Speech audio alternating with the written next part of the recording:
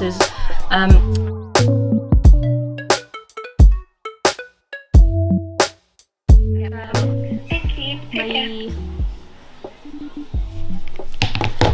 Guys, I just had a call with my accountant. I'm always like confused with what's happening on that end.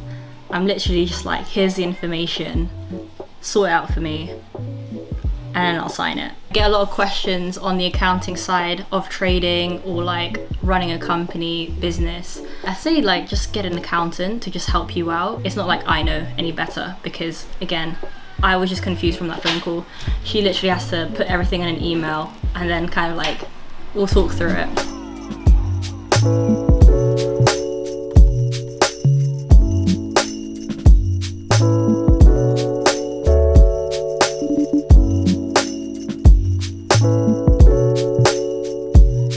So I've just been having a couple meetings today and getting on with work, the usual mindset, content, and then life admin. I've been looking into my finances, especially coming into from Q3, going into Q4, especially when we hit the burr months, September, October, November.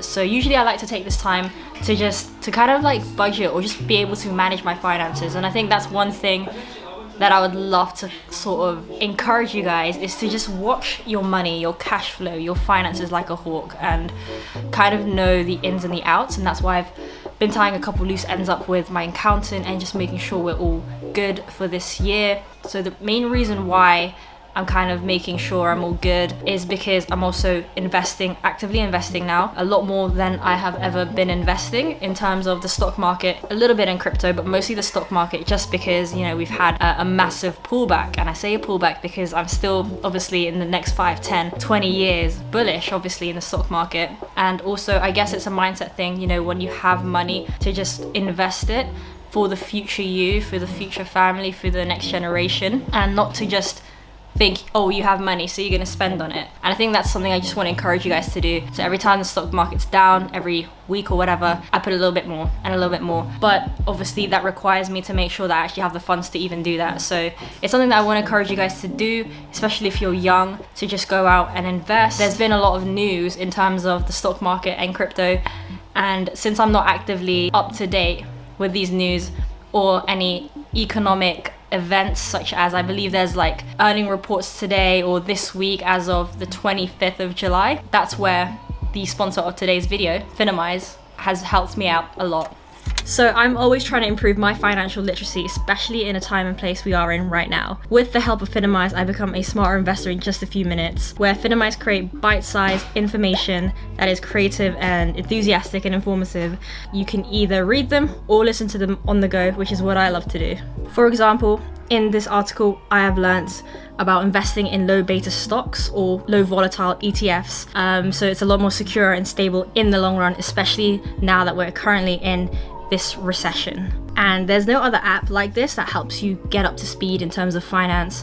I've basically learned how big the space industry could get, especially in terms of, let's say you want to invest, or just general knowledge on taking people to the moon. Like it says here, Virgin Galactic is eventually planning to have around 400 flights a year carrying 6 passengers each. So just being aware of stuff like that is pretty cool. So if you guys want to improve your financial literacy and understand the biggest financial opportunities currently, then click the link in my description and you guys can get a 7-day free trial and 40% off. Thank you again for Finimize for sponsoring today's video.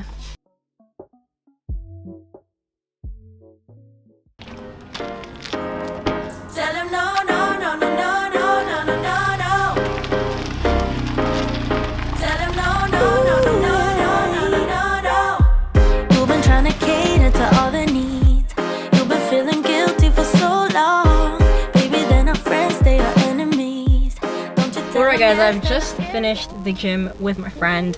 I'm trying to encourage her to come to the gym that I'm going to. I'm also cannot talk.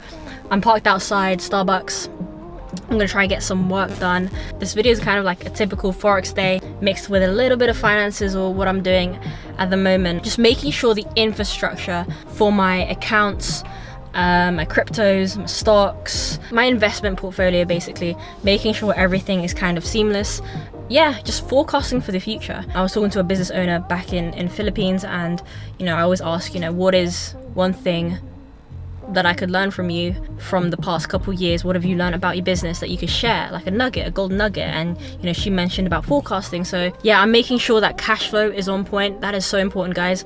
I joke around about not knowing stuff about my accounting, and I'm very nonchalant about it, like, oh, I don't know, I get my accountant to do it. But knowing my income and expenses, I know those numbers. I watch my money, the money that comes into me, because obviously I've got to sometimes create invoices or pay off invoices, so I know how much is coming in and going out. In terms of the actual maybe tax calculations, I'll look through that with my accountant. Whether you're learning to trade or trading, gotta treat trading like a business.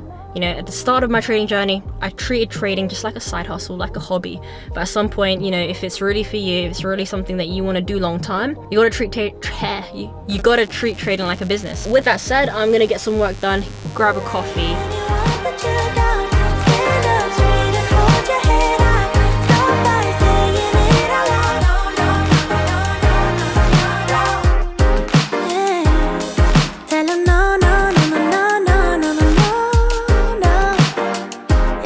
So when it gets to about midday UK time, that's obviously 7 a.m. New York time, so I pretty much just box out those hours, 7 to 10 kill zone time.